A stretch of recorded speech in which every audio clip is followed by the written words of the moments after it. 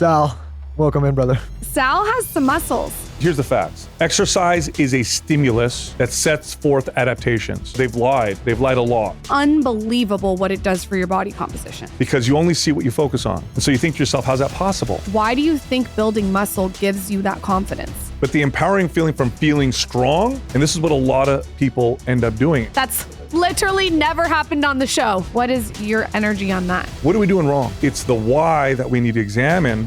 And so I just jumped in 100%. I'm obsessed with it.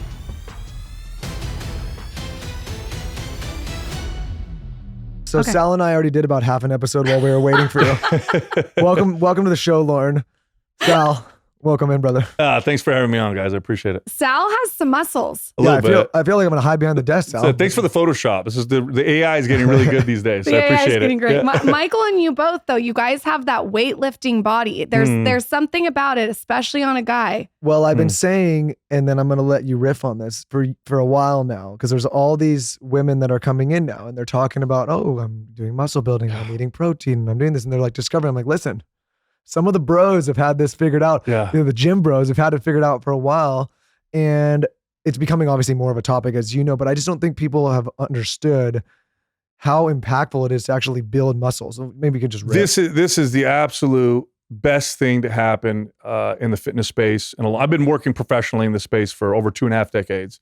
I mean, I remember managing gyms, and you didn't see women in the free weight area ever. We had squat racks that had dust on them, so nobody even did barbell squats, not even the men. But women didn't lift weights at all. They were afraid of lifting weights. They were afraid of working out with weights and then becoming masculine or looking too big or bulky or whatever. That was a thought. And they were encouraged to run calories off and restrict their calories, eat very little. And thankfully now the message is getting out that strength training is, especially in a time for time basis, if you do the comparison, is the most effective form of exercise for shaping, sculpting the body, getting lean, speeding up the metabolism, balancing hormones. It's an incredibly effective form of exercise. But women in particular have been targeted. They are specifically because women are one of the best consumer bases, I think, for most markets.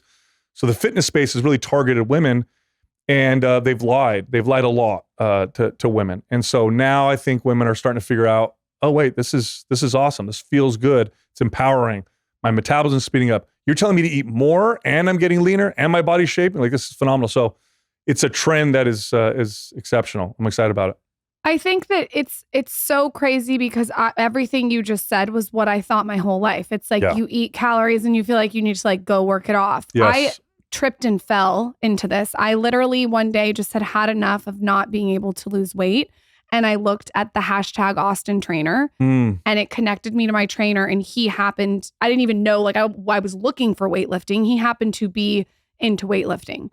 And it's funny because I think what women think is when you start to lift weights, if you're eating and drinking, it does puff you up more. But if you really up your protein and you stop drinking for a bit, it's unbelievable what it does for your body composition. Well, there's a couple things that you need to unpack there, right? So two things are that this is very plain, a pound of muscle versus a pound of body fat, they take up different amounts of space, right? So muscle will take up roughly a little more than 2/3 of the space of body fat. So in other words, if you lost 10 pounds of body fat and replace it with 10 pounds of muscle, so you weigh the same on the scale, you're going to look smaller. You're still going to look smaller. In fact, if you were to look at a picture of two women, identical body weight, same height, one being lean, one being higher body fat percentage, they're going to look very different. You can do this with men as well. You look at a 200-pound, 6-foot man who has 20% body fat versus 10% body fat. They look very different, although they weigh the same.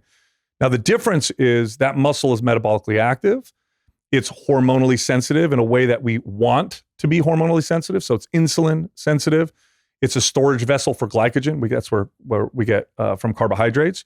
It also is sensitive to testosterone, which women also have, which women also need. It's also an important hormone for women. It makes you move more, and then it feels different. It just feels different. And I've told this story many times, but back in the day when I used to manage gyms, one of my jobs was to sell gym memberships. I had to figure out effective ways of doing this.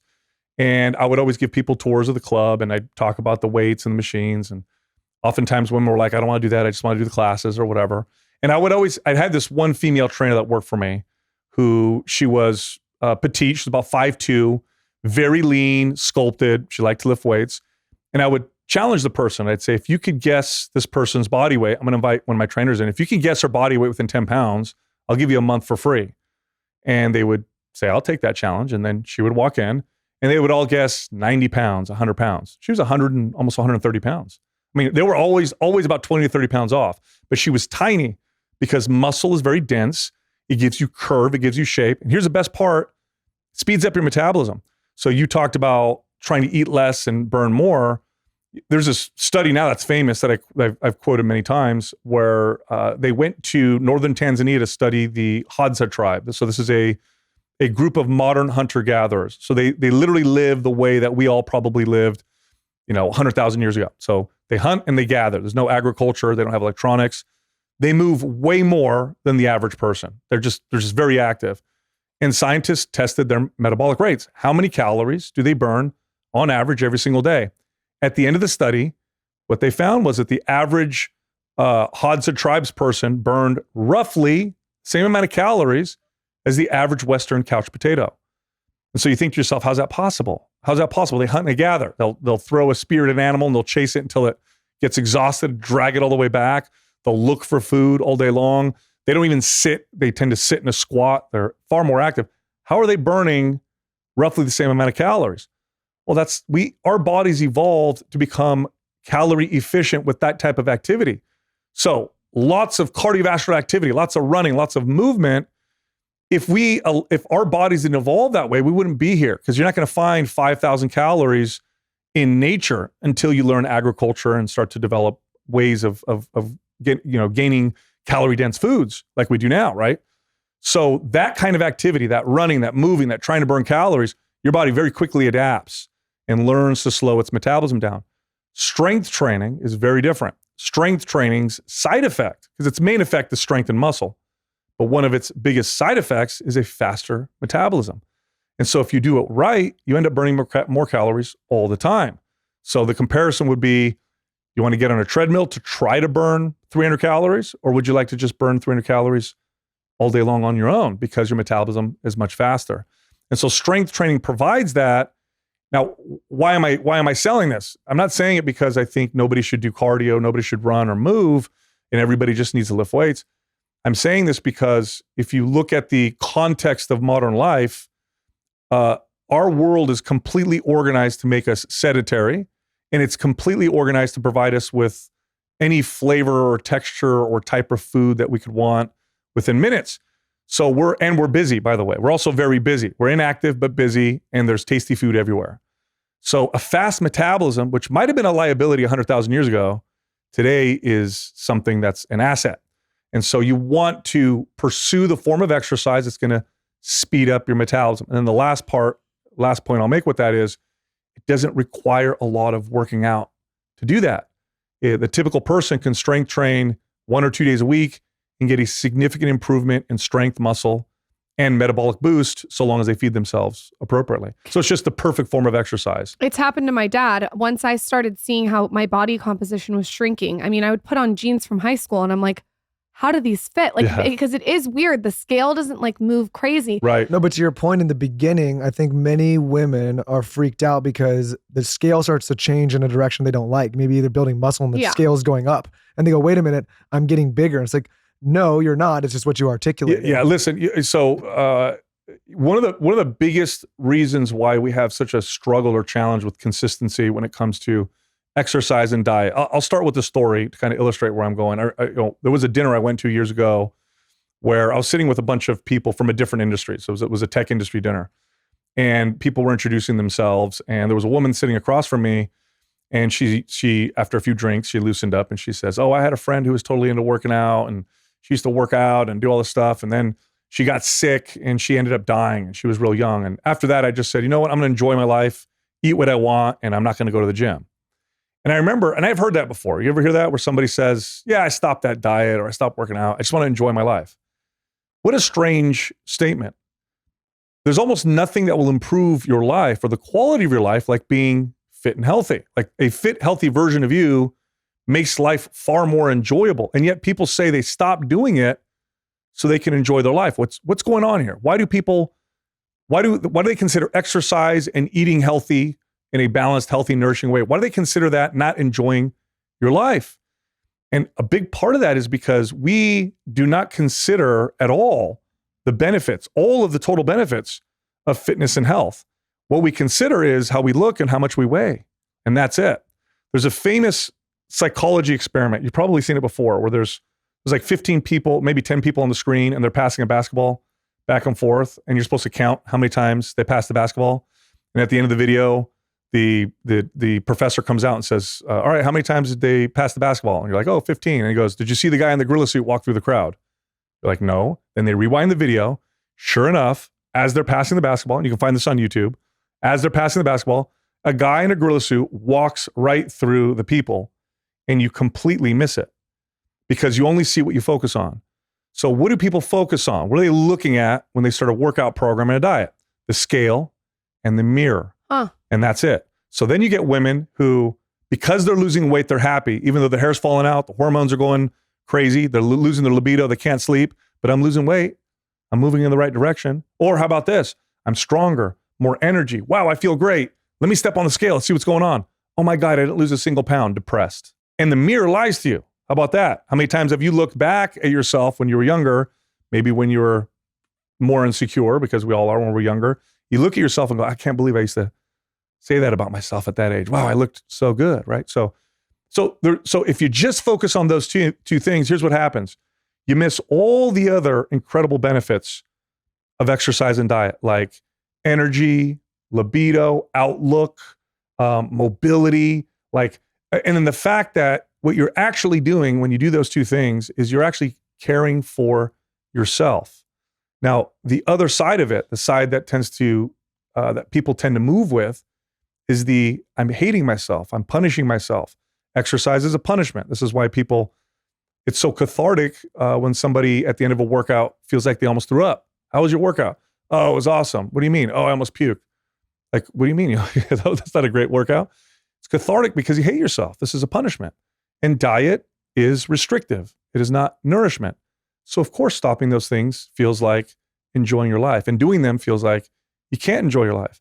Now, I do want to say this, because you'll find a lot of people in my space, in the fitness space, who effectively change their bodies through hate and through insecurity.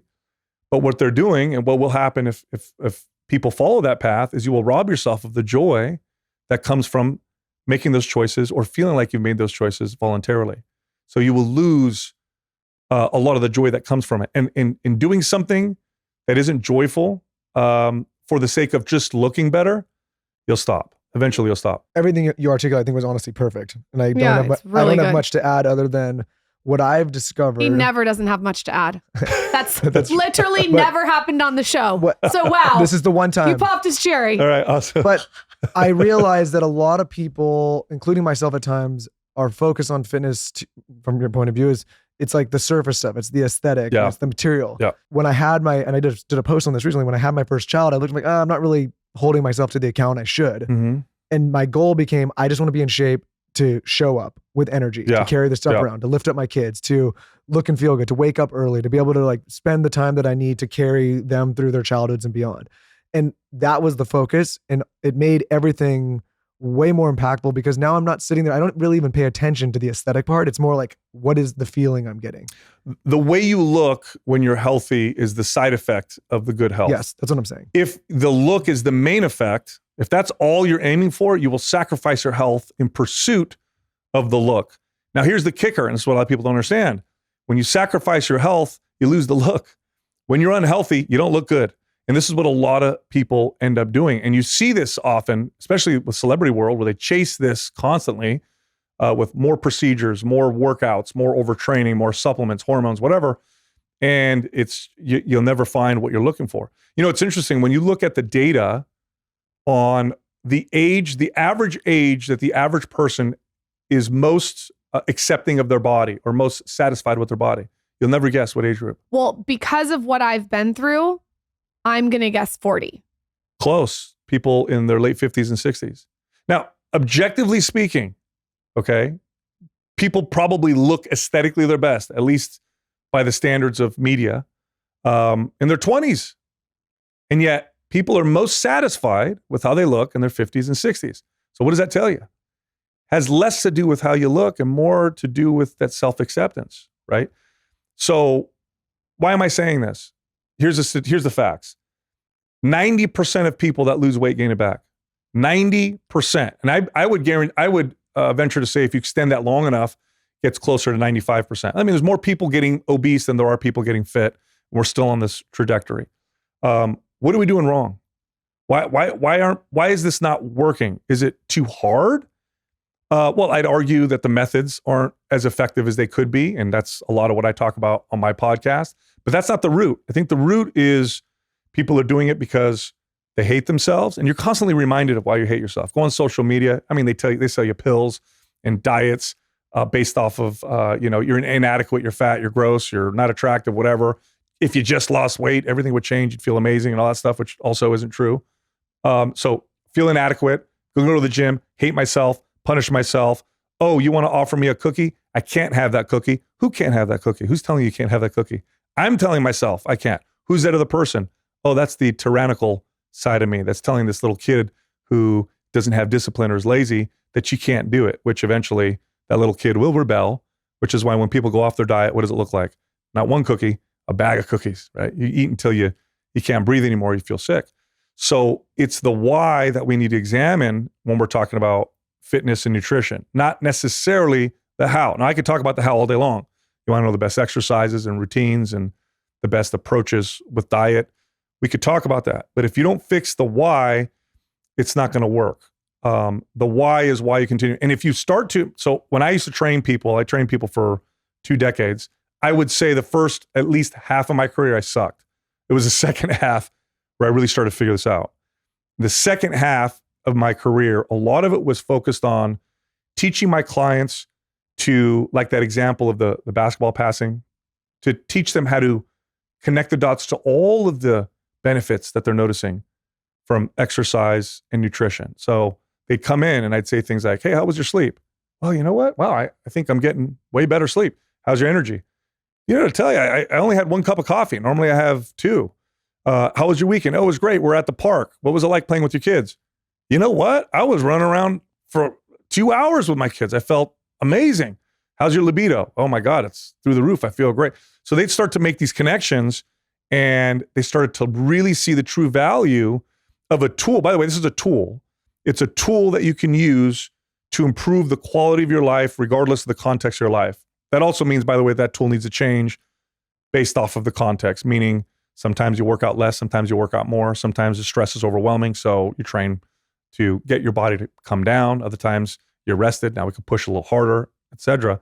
But when you do it in that way, now it becomes a behavior and a lifestyle. One of my favorite things to do when I managed gyms was talk to people, my members who were in their 60s. These were my consistent members. They would come in at 6 a.m. every morning. And I used to love talking to them. And I'd always ask them, why do you keep doing this? And the top 5 reasons were not my abs, I look good, whatever. It was always like, oh man, I feel great. It gives me so much energy. I play with my grandkids. I just love doing it. None of them were telling me it was because it made them look amazing. So that's the answer. That's where it's at. And if we can go in with that direction, your odds of success dramatically improve. I personally think you should get the most out of the credit cards you're using. There's so many different options. And what I love about NerdWallet is that it lets you compare top travel credit cards side by side to maximize your spending, some even offering 10x points on your spending. So what could future you do with better rewards, a free flight, room upgrades, cash back? Don't wait to make smart financial decisions. Compare and find smarter credit cards, savings accounts, and more today at nerdwallet.com. NerdWallet, finance smarter. Reminder, credit is subject to lender approval and terms apply. Are you looking for sleek, affordable bags and luggage? Let me introduce you to Base. You've probably heard about this. It's all over Instagram. It was created by actress Shay Mitchell. They just did a collab with my friends at Lonely Ghost. It's so beautiful. Everything is like classic red. They sent me the suitcase. It's so beautiful. It's just sleek and red. You have to check it out. But they have this bag that I've told all my friends about. It's a cosmetic bag. And what I use it for is all my skincare when I travel. So I love to use it so my skincare doesn't spill everywhere. It's almost like someone just knew how to travel with skincare, AKA Shay, and designed something that really hits every point and function for the skincare lover. You could obviously also use it for makeup, but this cosmetic bag is the best of the best. It's always sold out. I like the black one. If you go on their site though, be prepared. You will find so many good things for travel. They really thought of every single thing when it comes to any kind of jet setting. People are so obsessed that Base has over 30,000 5-star reviews. So whether you're packing for a quick trip or you just want to breeze through the security lines like Michael Bostic does every single time, Base has your personal items covered. Right now, Base is offering our listeners 15% off your first purchase by visiting basetravel.com/skinny. Go to basetravel.com/skinny for 15% off your first purchase. That's BEIS travel.com/skinny. I do the same thing every single morning. I wake up and I take my mouth tape off, but I want my mouth tape to come off seamless. I want it to just peel off. So I figured the best way to do this was to mist my face. And if I'm going to mist my face every morning, I want a non-toxic mist. So naturally, I went to Primally Pure. Now, I have told you about Primally Pure's almond butter. They have this like almond butter that I use when I get out of the shower that's absolutely magical. It smells like almond and vanilla, and it's non-toxic. So I went to their site and I searched mist, and this mist came up and I harassed the founder to send me some. It's a plumping mist. They also have soothing and clarifying. I like the plumping one.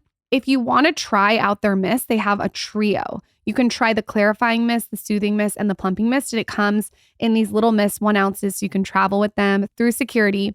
I like the plumping one the best, though. I love anything that's plumping, I like. So this is also a good one to use with your ice roller. They even have a cycle soothing spray, which is this spray that has magnesium in it, and you spray it on your stomach to help ease period symptoms. So good. So if you're feeling tired of discomfort during your monthly menstrual cycle, you have to try their cycle soothing spray from Primally Pure. You can find all these products at primallypure.com/skinny. That's www.primallypure.com/skinny. Use code skinny at checkout for 15% off your order. Visit primallypure.com/skinny and enter code skinny at checkout for 15% off your order. I noticed that when I'm the same exact weight that I was before I had 2 kids now. But I feel completely better in a bikini now than I did before 2 kids because I implemented weightlifting. Yeah. And the confidence that comes with it is like unmatched. Why do you think building muscle gives you that confidence? Well, specifically because muscle's functional. So you're stronger, you're more mobile. Now, I remember hearing that from female clients in particular, by the way. You know, I remember one woman in particular, she was a very high-powered CFO, and very petite woman, and she hired me to work out, and so we did a lot of strength training. And I remember she came back from one of her trips. She would travel overseas quite a bit, and she was so excited. She said, "Sal, I put my bag in the overhead compartment on the plane by myself." I'm like, "Well, yeah, that's cool." She goes, "No, you don't understand. I always have to ask a guy to do that for me." So the empowering feeling, you know, and men might not understand this as much, but the empowering feeling from feeling strong has got to be impactful for women. There's also the feeling of you could probably eat more than you did before and stay lean. You move differently because muscle does that. And then, you know, we have to, and Dr. Gabrielle Lyon talks a lot about this, but there is a significant minority or a significant percentage, it's big enough for us to pay attention to, of people who get heart disease, cancer, diabetes, who are not overweight. It's a pretty significant percentage, like 20 or 30%. It's a big number. What's going on here? I thought obesity was the problem. It might be that obesity is part of the problem, or more like obesity is the smoke and the fire is that people are under-muscled. It might be that we're under-muscled. I don't know if you guys are familiar with the data on grip strength in young men. Yeah. An 18-year-old today has the grip strength of like a 65-year-old in 1985 or something. Yeah, it's alarming. Like even you know, the hanging from the bar test, see how long you can hold yourself up just hanging, or what is it, holding kettlebells too. Yeah. So strength is way down. So I think it's a lot more complex than just we're overweight. I think it's really we're under muscled, and the excess body fat is also contributing to that. Because when you take like really obese people, for example, and I mean like 60, 70, 100 pounds overweight, you get them to lose no weight and they just build a little bit of muscle, you see dramatic improvements in insulin sensitivity just from that. I noticed that. I noticed the insulin sensitivity too. That's so weird. I also noticed, and you probably could speak more eloquently on it, that my skin is tighter to my muscle. Yeah. Even in my face, like just by like lifting and building, I noticed that the skin like tightens around Probably it. have better collagen production. That's it. Is that it? Yeah, you hit the nail on the head. So you probably increase your protein intake. Oh yeah. Yeah. So, yeah. So like meat all day long. Yeah. So that's another one. Like regardless of what your goal is, there's always individual variances. But for the most part, whether it's fat loss, muscle gain, athletic performance, a high protein diet is just beneficial across the board. And that's, you're looking at about, I'm gonna give a rough estimate. About a gram of protein per pound of target body weight is what you'll want to aim for. Yeah, like even like people comment on hair and nails, stuff like that. That's also from doing what we're talking about here, which is like if you have more collagen, you're gonna have better hair, better nails, all these things. I mean, it's wild to me that, like you said in the beginning, that women have been sold all these different things to lose weight, and all is protein and strength training. No, but listen to this. I think it's men too for a while. I think a guy like yourself has maybe been more educated, but for me, I've always done weightlifting. That was my method. But I would sit by and like watch her before she started doing this, like no meat, smoothies. And I never thought to say anything. I was like, oh, you're going to go to your Pilates class. Yeah. I think smoothies. A lot of guys are also like in the same boat. It's like men work like weightlift and women don't. And then when she started doing this and she's like, why didn't you tell me? And I was like, why didn't I tell you? You know what I mean? Motherfucker. Do you know what I mean? Like, it's just, I think there's like a lot of people I think the general populace have been trained in many ways to say like, this is a male sport and a female sport. Well, I mean, look, so strength training in particular, like there wasn't a lot of data on strength training and longevity or health for a while. There is now, there's a ton now. Now the data is very clear. It's like one of the best forms of exercise for longevity. Peter Attia said he puts that at number one now. He came on the show and said he used to not. It was like diet. Now he says muscle gain is number one. Yeah. And then the data now is amazing. But if you go back to like early 2000s and late 90s when I was getting started, the studies, there were no studies on strength training and longevity. It was strength training and athletic performance. And all the studies on exercise and longevity were running on a treadmill. So we didn't have any. All we knew was the extreme forms or results that strength training can produce. So we had bodybuilders, action heroes, and that was it, right? So the media kind of put that out, and if you're a woman, you're like you watch watch Predator, Commando, Rambo. You're like, I don't want to look like that. That's not what I want to look like. And gyms for a long time, they figured out how to make money by targeting the female consumer base. But by that point, strength training had been already so established as like, this is what bodybuilders do, that they thought, how are we going to attract women? Oh, I know. You're going to lift pink dumbbells and you're going to do 5,000 reps. And that doesn't build muscle, it just tones muscle. Which, by the way, you guys know that muscle doesn't tone. It builds or it shrinks. Tone is a made up word in that context. It's just, toning is basically building some muscle. So it feels much tighter. So that's what they did. And they said, oh, you're going to do classes. You're going to move, you're going to burn. This is what's going to give you the body you want, because you don't want those big bulky muscles. You want those long, lean muscles, which, by the way, the shape of your muscle is the shape of your muscle. If it builds, it's not long and lean. You can't change the attachments. That's the way it's the way it's going to look. So that's what happened quite a bit. CrossFit came out on the scene and actually did quite a bit for women understanding the benefits of strength training. But there are still a lot of myths that surround strength training. Like, for example, you need to do a lot of it in order to produce tremendous results. The average person will get all the results they could ever want with a well-structured 2-day-a-week full body routine. You want to be more advanced, 3 days a week. 3-day full body strength training routine done properly, you'll build a lot of muscle and strength. Stay on this for 1 second. Oh, here he goes. He's going to use you to come. I'm going to use you for sure right now. I can't. No, but you don't put your opinion. Ask him his opinion so we can see the real answer. I will say as if I'm speaking. Don't say your opinion. Don't say your opinion. You kind of need. Ask the question. Okay, my question is: do you need to go 5 to 7 times a week for a full hour? Answering your how much is too much?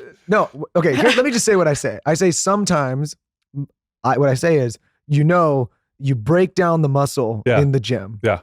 And in the rest period is when you're going to get the result you want. Let him answer. If you never rest, you're just continuing to break it down, and you need to rest. And I go, and sometimes it might be beneficial to take like a 5-day rest, depending on what you've done. That's just my perspective. So I'll tell you, he's right. So I'll tell you, sorry. So I'll tell you a study that just, it's a relatively recent study. They took college-aged males, and which most studies are college-aged males. Those are the people that volunteer for studies, by the way. They took 2 groups.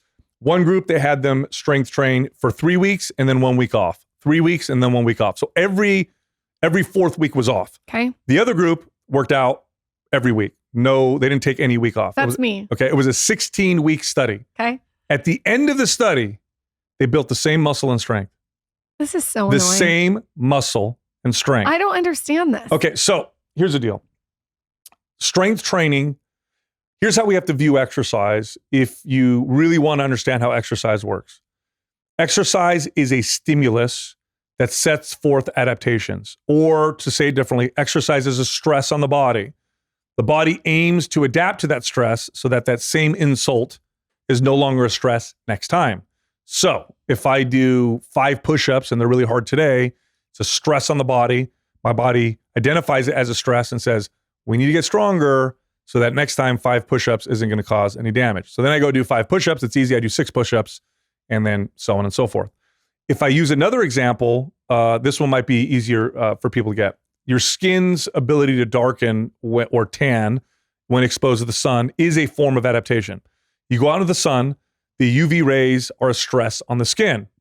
The skin attempts to darken to prevent any further damage or stress. Now, what happens if I stay out in the sun too long? I get a sunburn. And I don't get darker any faster. I've just caused damage to my body. Strength training, running, I don't care what form of exercise you're doing, it's a form of stress on the body, and the body aims to adapt to that stress. Now, to break it down further, recovery and adaptation, although a lot of them happen at the same time, are not the same thing. Recovery is healing. Adaptation is above and beyond healing. So if I rub my skin with a rough object and I wear it down a little bit, first my skin has to heal. Then it adds another layer of skin to try to build a callus. Okay. So there's a range of what's a stimulus that's going to cause some adaptation, and then what's my upper limit of tolerance for what my body can heal from. And what tends to happen with people, especially exercise fanatics, is they don't do the optimal amount for adaptation. They go as much as they can get away with.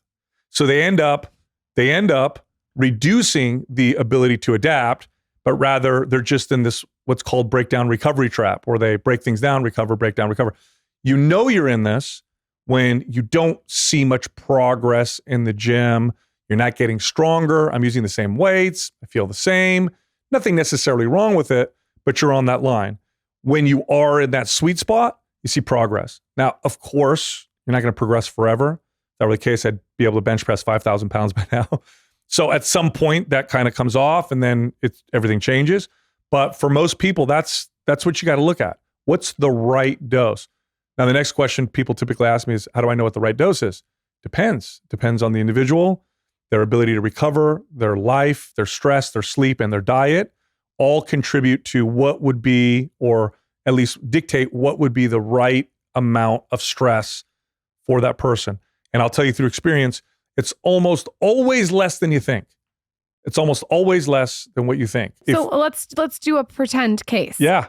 Say there's a girl that comes to you. She's 20 to 30 pounds overweight. She feels puffy and inflamed, and she wants to get the weight off and build muscle while getting it off. Yes. What is your prescription? Now she's not exercising. She's totally deconditioned. She's doing Pilates here and there. Kind of like I was. Okay.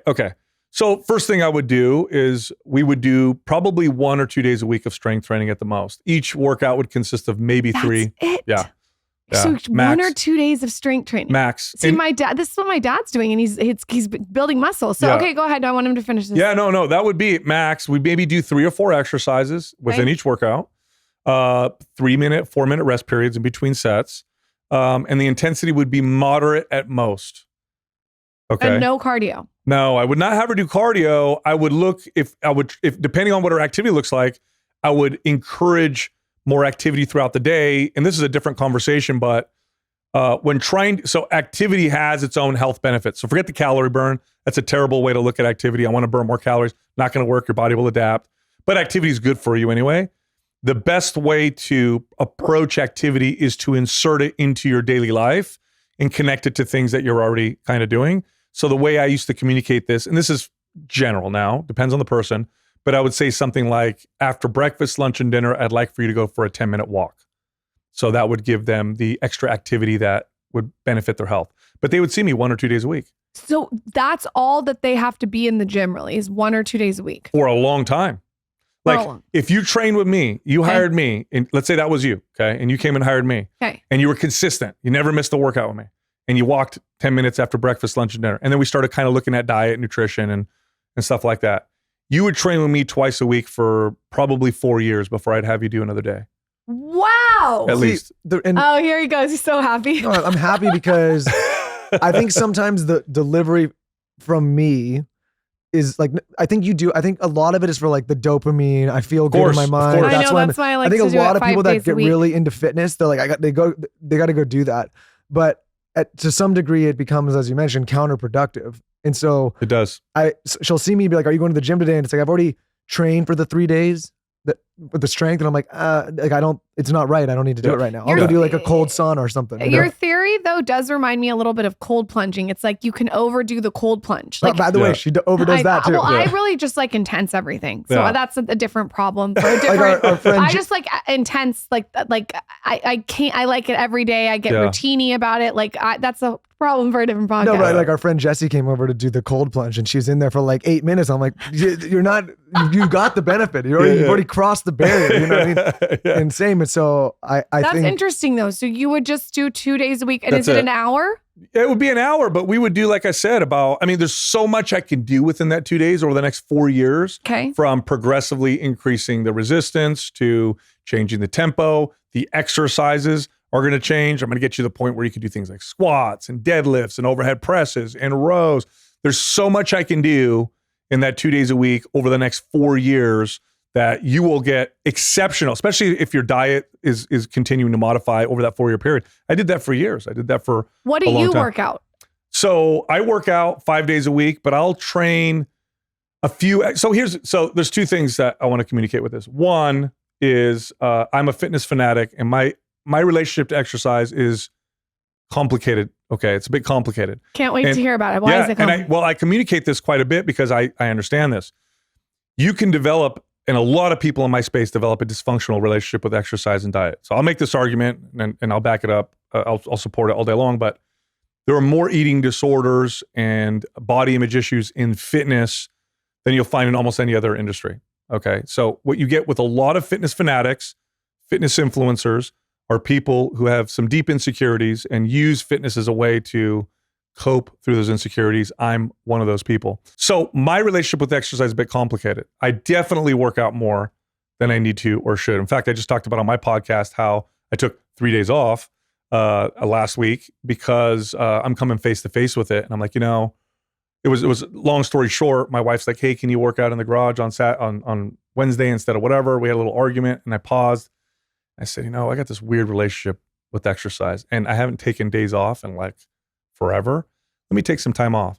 Took 3 days off, came back the next week stronger, which is, a very clear sign that I needed to take some time off. So my personal relationship with it is complicated and it veers into dysfunction sometimes, which is why I can communicate this to fitness fanatics. But fitness, like anything that has a profound effect on you, 100% can be used as a drug. You can abuse the hell out of it. And I've worked with a lot of people who've abused exercise and fitness. So you have to ask yourself, why am I really doing this? There's nothing wrong with being active every day. So if you want to go to the gym every day because you love it, there's nothing wrong with that. But what you do in there matters quite a bit. So maybe you strength train 3 days a week, but maybe 2 days a week you're in there doing mobility, stretching, yoga, sauna, that kind of stuff. So there's nothing wrong with going a lot. But what you do in there makes a big difference. Superhuman activations. You know all about this because we just had Mimi on the podcast. These are absolutely incredible. They're groundbreaking, truly a new type of audio. They aren't meditations.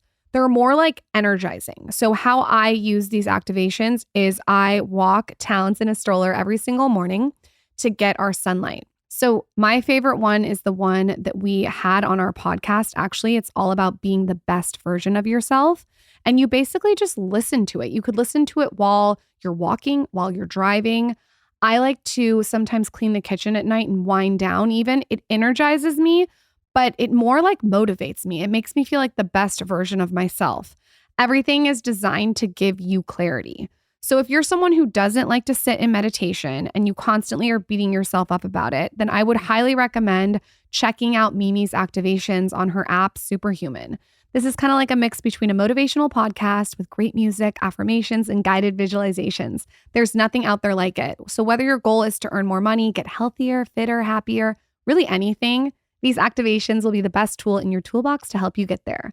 It's way easier to implement into your routine and far more effective than any other audio app out there. Don't miss out on this crazy deal. They rarely do discounts. On top of the 14-day free trial, get over 60% off your subscription for a limited time only at activations.com/skinny. There's literally no risk. If you change your mind and forget to cancel after the trial, you're covered by their money-back guarantee. This offer is only available through their website, not App Store. That's activations.com/skinny for over 60% off. Expires soon. Summer is coming up. Many of you are probably getting ready to plan those summer travel bookings. There is no better partner, in my opinion, for your flying needs than Delta Airlines.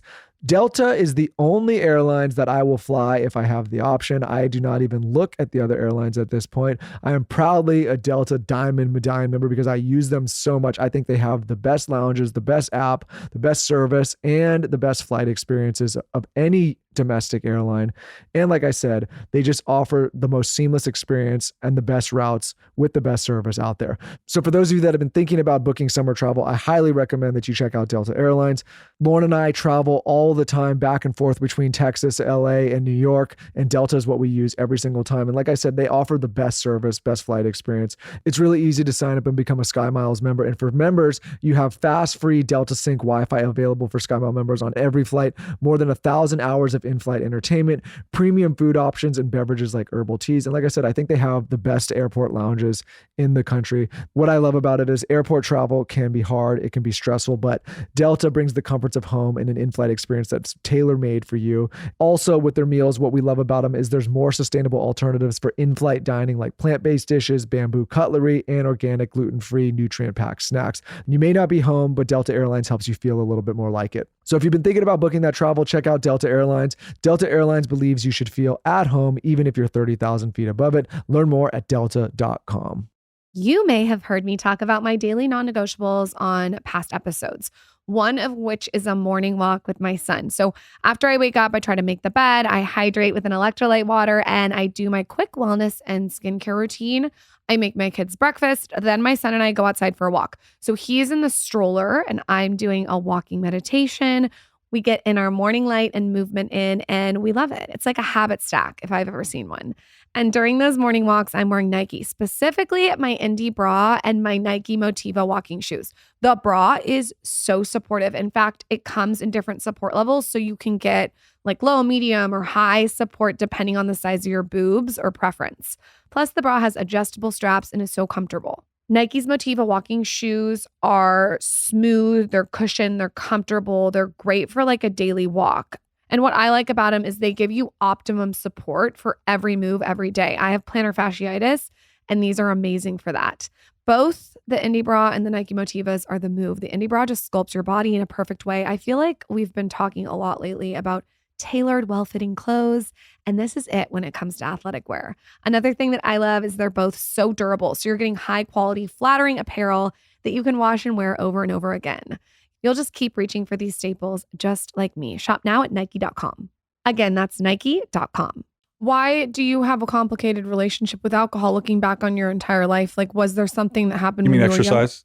What did I say? Alcohol? Alcohol, yeah. You know what? In my defense, we just came off a week bender. So that's where the word, if you're wondering where the word alcohol went, that's where that came from. Working out. I started as a kid. I was 14 years old when I started working out, and I was skinny and I felt inadequate. Right. I felt like maybe my dad would like me more if I was more like he was. I was insecure about how I looked and felt. And we had a weight set and I fell right in. But I'm a very obsessive person. So I just totally dove in and just nerded out on the whole thing. But I liked that I could do something that could change the way that I looked. And so I just jumped in 100%. And I abused my body for a long time. How? Through that process. Oh, gosh. I mean, I'd set an alarm to wake up at 3 a.m. so I could take a protein shake. I'm a kid. This was a kid. I'd blend chicken breast and tuna fish so I could consume more calories. Wow. I took designer steroids when they were over the counter at one point. Just overtrained, beat myself up. It was always how I looked, how much weight I could lift, and I never felt strong enough, never felt big enough, type of deal. And now my saving grace was that I trained clients and I love people. I really, really care about people. And that I think saved me quite a bit, because it's really hard to not feel like a hypocrite when you're communicating health the right way to someone and you're not applying it to yourself. Yeah, but I think you had to go through all these things so you could get to this point to explain how digestible working out and eating right is. Do you know what I mean? Well, That's the spiritual side of me will say that. I think a lot of people in the fitness space lose people because they sometimes don't articulate all the things you've articulated today, which there's such a greater reason to do these things outside of like the material side of it. Yes. And somebody who, like, there's a lot of talk about self-acceptance these days, right? Fine. But I think sometimes it's like, hey, I'm okay with how I am and I'm okay with how I look, but there's less people saying, yeah, but how do you feel? And do you want more energy? And do you want to be able to be with your kid? Like, do you want that? Like all of that stuff. And so the people that you kind of lose. They twisted self-acceptance. They really did. They twisted it and marketed it. Yes. So self-acceptance, all right, you guys have kids. Yes. Okay. So when you see your kid do something really impulsive and annoying, but developmentally appropriate. In other words, like I got a 3-year-old, right? It's very appropriate for a 3-year-old to throw a tantrum. Now, if you have a 13-year-old throwing that kind of a tantrum, it's a different problem. But if they're 3 and they're throwing a tantrum, it's annoying, it's frustrating. You love them. You love them. We're going to work on this. We're going to change this. I'm going to try and help you co-regulate and figure this out because you can't keep doing this, but I love you and I accept you. That's self-acceptance. Self-acceptance is not lying to yourself. Self-acceptance is self-love. I don't mean the feeling of love. The feeling of love comes and goes. I don't know how long you guys have been together, but I'm sure there have been moments we don't have the feeling of love, but you act it out anyway. That's the love that I'm talking about. So self-acceptance is honesty. So I can look in the mirror, or anybody can look in the mirror and say, I haven't been taking care of myself. I have been treating myself terribly. I've been eating hedonistically. I've been, burying my feelings in my food. I haven't been moving. I've been sitting on the couch all day. I've been isolating myself. And I can tell, I can see it, and I can feel it. I'm not a bad person, though. I'm not a bad person. This is tough. I think I'm going to make some changes. That's self-acceptance. Not what they're doing now, which is what they've done is they've taken the pendulum, which was over here, which said, if you don't look perfect, you're not good. And then they moved it over here, which says, you're great and everything's awesome if you're obese and unhealthy. No, they're both completely distorted.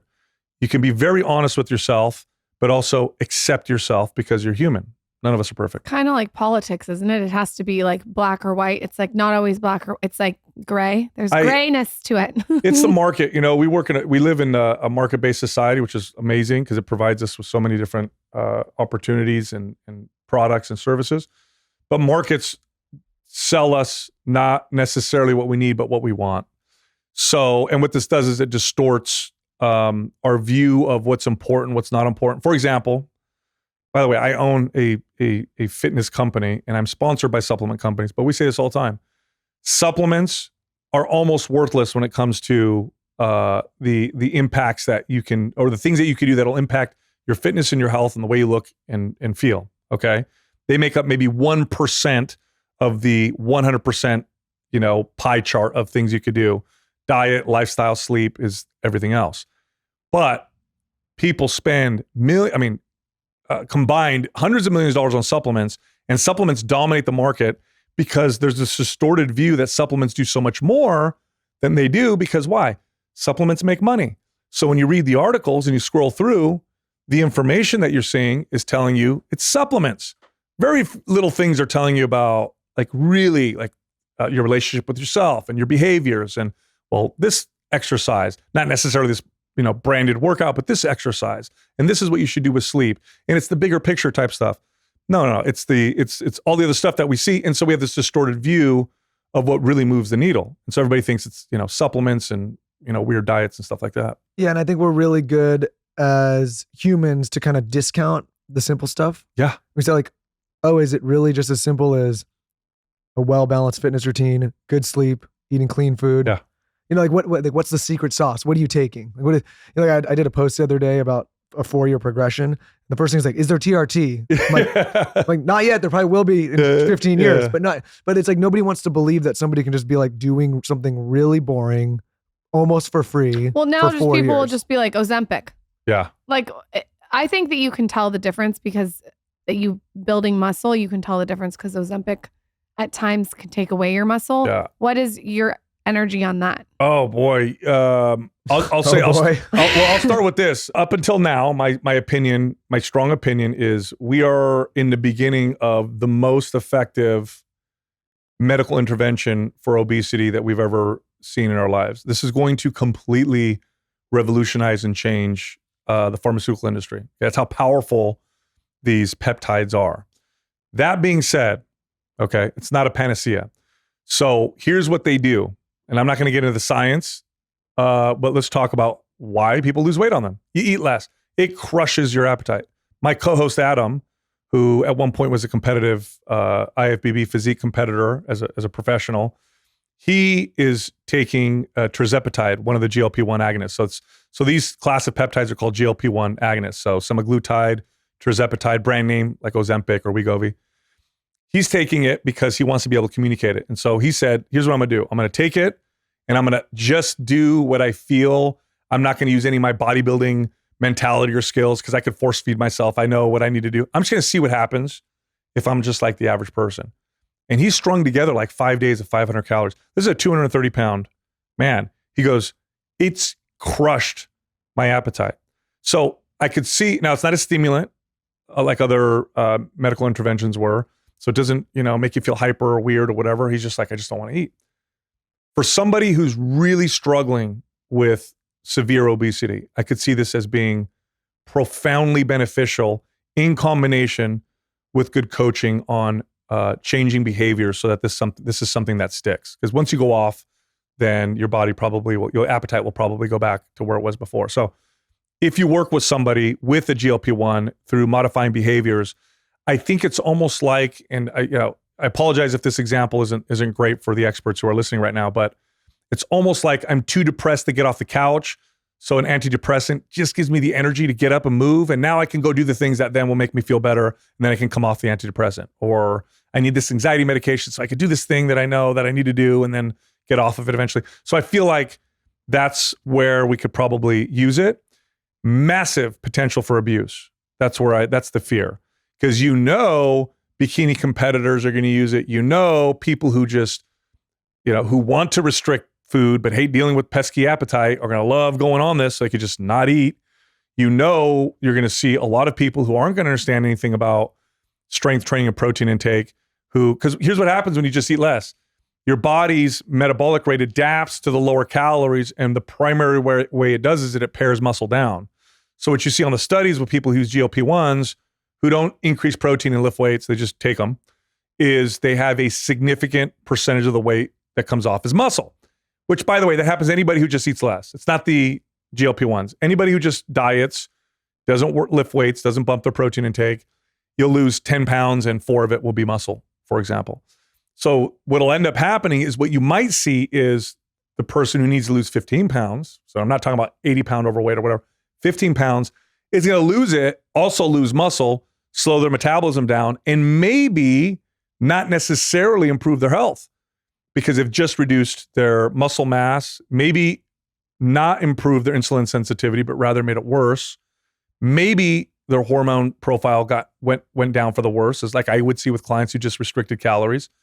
So I think if we use them the right way, it's going to be amazing. The potential for abuse, though, is I know it's going to happen. You're going to get a bunch of girls, before summer, and dudes about to compete, 12 weeks out, who are going to use this stuff so they can starve themselves.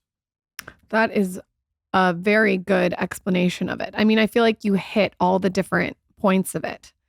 If someone's listening and they want to change their life tomorrow, what are 3 things that you think they can do immediately?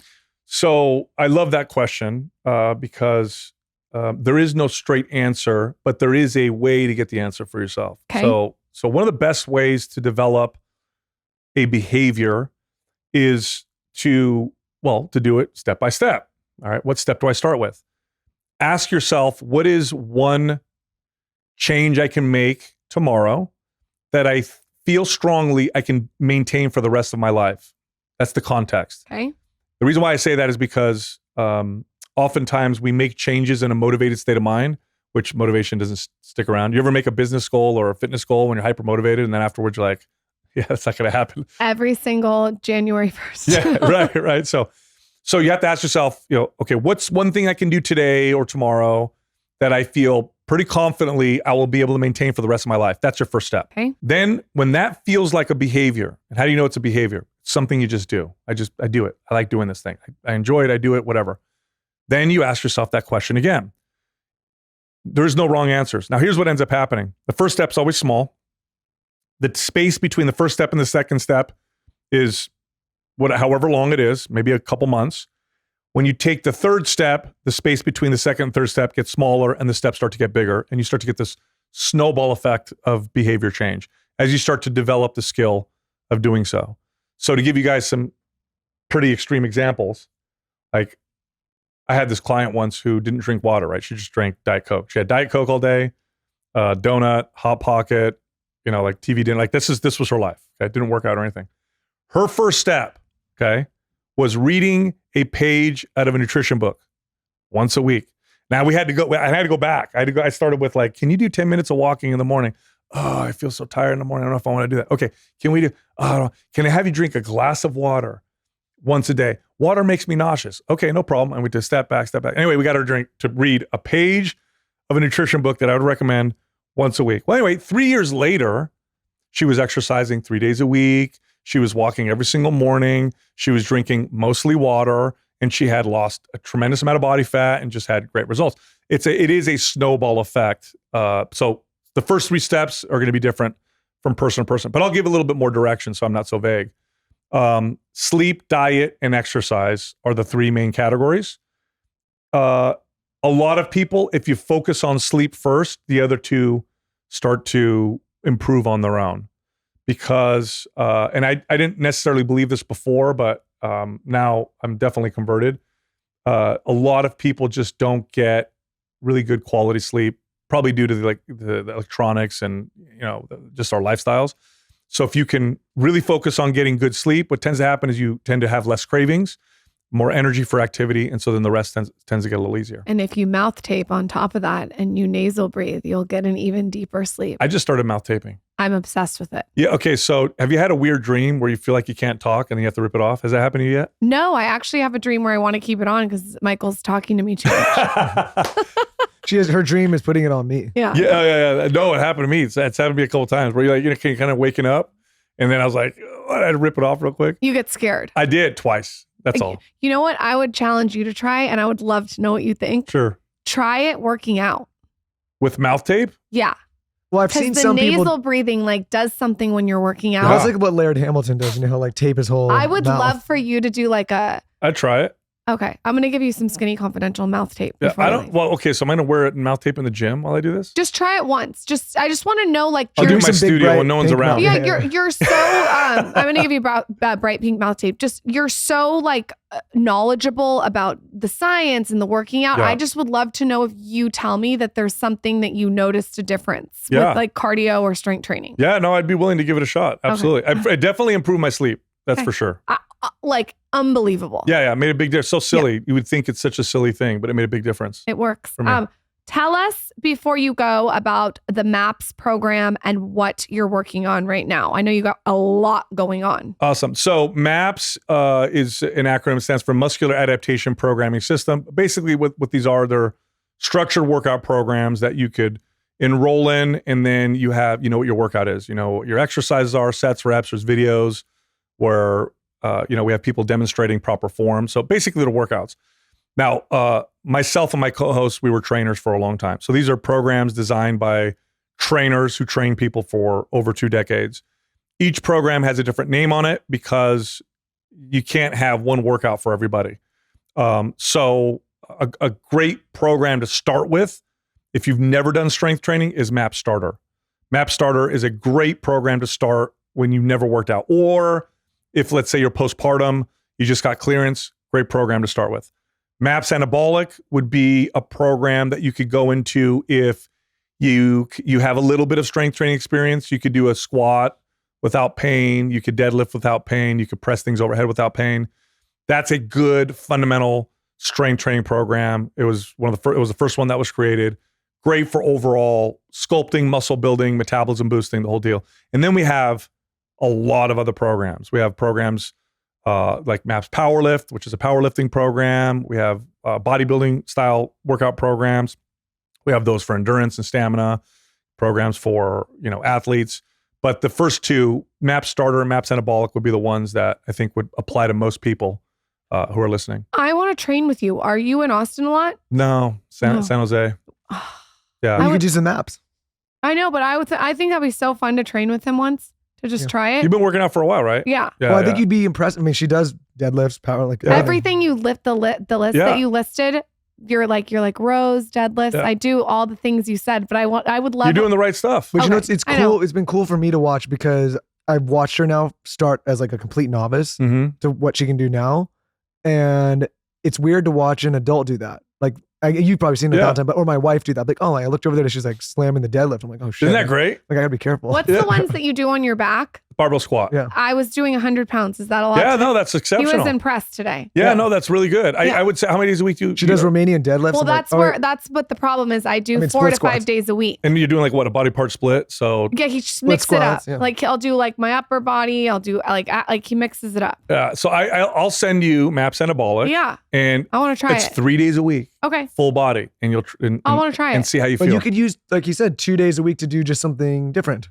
Okay. Yeah, you could go. Yeah, no. I will definitely try it. Yeah, I'll send it to you. See how Can you we feel. do a giveaway for something with it? Yeah, like what do you mean? Like, can our audience win the program? Yeah, how do we do it? Okay, Sure. so can we give away like a year? What can we give away to one Yeah, person? I'll give away what's called our super bundle, which is 4 programs that you would follow one after another. Okay, How's that all sound? you guys have to do to win is follow. What's your Instagram handle? Follow Mind Pump Media. Okay. And tell us your favorite takeaway from this episode on my latest post at Lauren Bostic. Where can everyone find you? Pimp yourself out. You are amazing. Where can they find your Thank you. podcast? The podcast. So Mind Pump, you can find anywhere you can listen to podcasts. We are on YouTube and we're also on all the podcast apps. That's the best place to find me. And then on Instagram, it's Mind Pump Media. It's a great show too. How long have you guys been doing it now? 9 years. Wow. Yeah. Doing it longer than us. It's been a good time. Damn, that's a long time. Yeah. Good for you. Yeah. It's Wow. that consistency. Yeah. Well, we took the exercise approach. Like we're not media guys. So we're like, let's just do this a lot. So we For a get better long at time. it. Just like working out. It's we like suck, so- reps. People don't understand that with the podcast. They're like, what's the secret, Lauren? I'm like, it's reps. Yeah. It's funny. It's all reps. Like 100%. side tangent, like running this business. When people come in, they're like, okay, I've never done, like the first question is like, how am I going to make money doing this? Right. I'm like, well, you got to build an audience. You got to create something that people listen to and care about and watch. Oh, I'm like, 100%. It's not going to happen in 2 days, you know? No, we recorded, we put the podcast up for a year before we ever asked for a single dollar. And that's when we first started monetizing. Same. Yep. Yeah. It's funny though. One thing I will say about lifting is lifting can be applied to every area of your life. It's all about putting the reps in and being patient and being disciplined and showing up every day. One of the best things that you'll ever get from strength training, proper strength training, is developing a relationship with physical pain. That's one of the best things you'll get from it. That's a great tip. Yeah. Thank you for coming on. Thanks, Thank Sal. you. Thanks for having me on.